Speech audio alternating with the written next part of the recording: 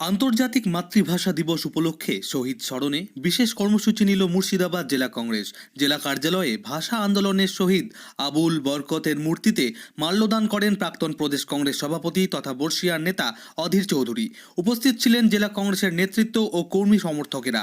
মাল্যদান পর্ব শেষে সংক্ষিপ্ত বক্তব্যে অধীর ভাষা আন্দোলনের ঐতিহাসিক গুরুত্বের কথা তুলে ধরেন। মাতৃভাষার অধিকার রক্ষায় সেই আত্মত্যাগ বাঙালির চেতনায় চির অম্লান।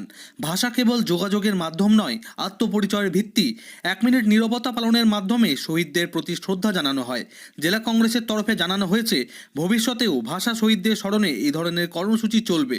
Bureau report, Bangla news. ভাষায় কথা বলার জন্য তাদের উপরে হামলার খবরও শুনি। দুর্ভাগ্য আমাদের, কারণ আজও পৃথিবীর 5ম সব থেকে বেশি ব্যবহৃত ভাষার নাম বাংলা ভাষা।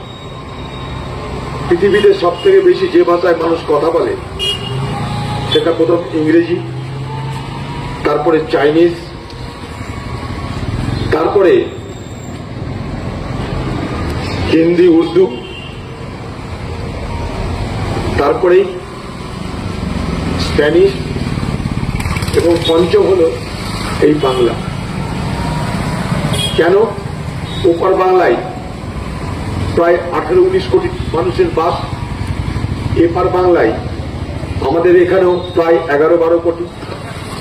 পৃথিবীর বিভিন্ন জায়গায় ছড়িয়ে আছে বাংলাভাষী মানুষ।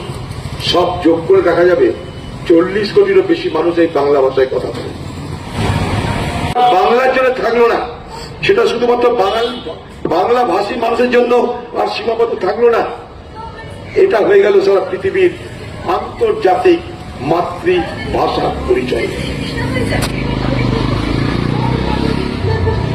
মাদার ল্যাঙ্গুয়েজ শুধু বাঙালির নয়, সারা পৃথিবীর যেখানে যেখানে যে কোনাতেই মানুষ তার ভাষায় কথা বলে, সেই কথা বলার অধিকারটা এই আন্দোলনের মধ্যে দিয়ে স্বীকৃত হয়ে আজকে সারা পৃথিবী জুড়ে আন্তর্জাতিক মাতৃভাষা দিবস হিসাবে পালিত হয়। সে আজকে সেই শহীদ মিনারে সারা বাংলাদেশের মানুষের সমাগম হবে। আজও বাংলাকে বাঁচিয়ে রেখেছে বাংলাদেশের বাঙালিরা, এটা মানতেই হবে।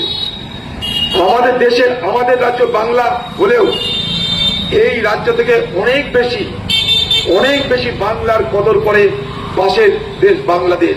সেখানে যাবেন, এয়ারপোর্টে বাংলা ভাষা লেখা, গাড়ির বনেটে বাংলা ভাষা নাম্বার বাংলা ভাষায় লেখা, সেখানকার টাকাতে বাংলা ভাষা লেখা, সেখানকার দোকানে বাংলা ভাষা লেখা।